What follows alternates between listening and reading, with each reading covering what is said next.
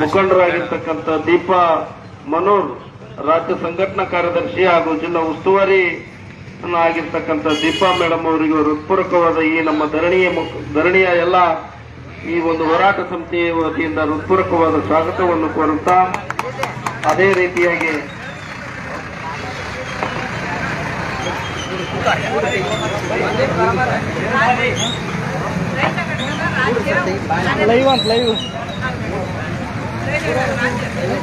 ರೈತ ಘಟಕದ ರಾಜ್ಯ ಕಾರ್ಯದರ್ಶಿ ನಿರುಪಾದಿ ಗುಮಾತಿ ಅವರಿಗೆ ಹೃತ್ಪೂರ್ವಕವಾದ ಸ್ವಾಗತವನ್ನು ಕೋರುತ್ತಾ, ಅದೇ ರೀತಿಯಾಗಿ ಪ್ರಕಾಶ್ ಕುಲಕರ್ಣಿ ಸರ್ ಇವರಿಗೂ ಕೂಡ ಪ್ರಧಾನ ಕಾರ್ಯದರ್ಶಿಗಳು, ಕರ್ನಾಟಕ ರಾಷ್ಟ್ರ ಸಮಿತಿ ಪಕ್ಷ ಜಿಲ್ಲಾ ಕಾರ್ಯದರ್ಶಿ ಇವರಿಗೂ ಯಾದಗಿರಿ ಇವರಿಗೂ ಕೂಡ ಹೃತ್ಪೂರ್ವಕವಾದ ಸ್ವಾಗತವನ್ನು ಕೋರುತ್ತಾ, ಅದೇ ರೀತಿ ಈ ಸರ್ವ ಕರ್ನಾಟಕ ರಾಷ್ಟ್ರ ಸಮಿತಿಯ ಪಕ್ಷದ ಎಲ್ಲ ಮುಖಂಡರಿಗೂ ಈ ಒಂದು ಭೂಮಿ ಮಂಜೂರಾತಿ ಹೋರಾಟ ಸಮಿತಿಯ ಪದಾಧಿಕಾರಿಗಳಿಂದ ಮತ್ತು ಸುರ್ಪುರ ವತಿಯಿಂದ ಹೃತ್ಪೂರ್ವಕವಾದ ಸ್ವಾಗತವನ್ನು ಕೋರ್ತಾ ಇದ್ದೇವೆ. ಈ ಒಂದು ನಮ್ಮ ಧರಣಿಗೆ ಆಗಮಿಸಿ ನಮಗೆ ಧರಣಿಗೆ ಬೆಂಬಲವನ್ನು ಕೊಟ್ಟಿರ್ತಕ್ಕಂಥ ಅವರಿಗೂ ಕೂಡ ಸ್ವಾಗತವನ್ನು ಕೋರುತ್ತಾ, ಮತ್ತು ಈ ಒಂದು ಧರಣಿಯನ್ನು ಉದ್ದೇಶಿಸಿ ದೀಪಾ ಮನೋರ್ ಸರ್ ಅವರು ಶ್ರೀಮತಿ ದೀಪಾ ಎಂ ಮನೋರ್ ಸರ್ ಅವರು ಮಾತಾಡಬೇಕೆಂದು ಕೇಳಿಕೊಳ್ತೀವಿ.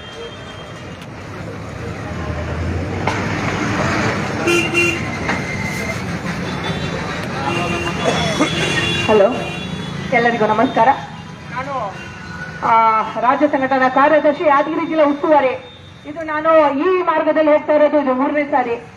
ಮೊನ್ನೆ ಅವತ್ತು ನಾನು ಇರುವಂತ ಪೋಷಣೆ ಇದ್ದಿದ್ದಿಲ್ಲ, ಯಾಕಂದ್ರೆ KSRTC ಬಸ್ ಸ್ಟಾಪ್ ಅಲ್ಲಿ ಬಸ್ಸಲ್ಲಿ ಹೋಗ್ತಾ ಇದ್ದೆ.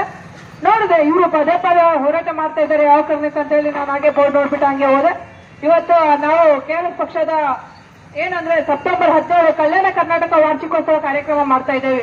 ಹಾಗಾಗಿ ನಾವು ಈ ತಾಲೂಕು ಬರೋ ಕಾರಣ ಅಂದ್ರೆ ದೇಣಿಗೆ ಕಲೆಕ್ಷನ್ ಮಾಡಬೇಕು ಹಾಗೂ ಜನರಿಗೆ ಒಂದಿಷ್ಟು ಅವೇರ್ನೆಸ್ ಮೂಡಿಸಬೇಕು. ಅದ್ರ ಜೊತೆ ನಾವು ಏನು ಇಲ್ಲಿ ನಡೀತಾ ಇರುವಂತ ಭ್ರಷ್ಟ ನೀಚ ಅಧಿಕಾರಿಗಳು ಏನ್ ಮಾಡ್ತಾ ಇದ್ದಾರೆ ಅಂತ ಹೇಳುವಂತ ನಾವು ಹಾಗೆ ನೋಡ್ಕೊಂಡು ಎಲ್ಲ ಪ್ರಚಾರ ಮಾಡ್ಕೊಂಡು ಹೋಗ್ಬೇಕಂತ ಬಂದಿದ್ದೇವೆ. ಈಗ ಇನ್ನು ಇವರು ಯಾಕಂದ್ರೆ ಇನ್ನು ಹೋರಾಟ ಮಾಡ್ತಾನೆ ಇದ್ದಾರೆ. ಈಗಾಗಲೇ 20 ದಿನ ಕಳೆದಾಯ್ತು. ಇಲ್ಲಿ 25 ದಿನ ಕಳೆದಾಯ್ತು. ಇಲ್ಲಿ ಅಂತ ಅಧಿಕಾರಿಗಳು ಏನ್ ಮಾಡ್ತಾ ಇದ್ದಾರೆ ಅಂತ ಗೊತ್ತಾಗ್ತಾ ಇಲ್ಲ. ಅವ್ರ ಮನೆಗೆ, ಅವ್ರ ಅಪ್ಪನ ಮನೆಗೆ ಅವ್ರಕ್ಕಂತ ಕೇಳ್ತಾ ಇಲ್ಲ. ಅವ್ರು ಒಂದು ಒಳ್ಳೆ ಕೆಲಸಕ್ಕೆ ಕೇಳ್ತಾ ಇದ್ದಾರೆ ಜಾಗ. ಸಂಬಂಧಪಟ್ಟಂತ ಅಧಿಕಾರಿಗಳು ಈ ಕೂಡಲೇ ಈ ಏನೋ ಕ್ಷಣ ಬಂದು ಇಲ್ಲಿ ಹೋರಾಟಕ್ಕೆ ಕೂತ್ಕೊಂಡಿದ್ದಾರೆ. ಆದ್ರೆ ಇಲ್ಲಿ ಜಾತಿ ಭೇದ ಭಾವ ನಮ್ಮ KRS ಪಕ್ಷದಲ್ಲಿ ಯಾರಿಗೂ ಮಾಡೋದಿಲ್ಲ. ಎಲ್ಲ ಒಂದೇ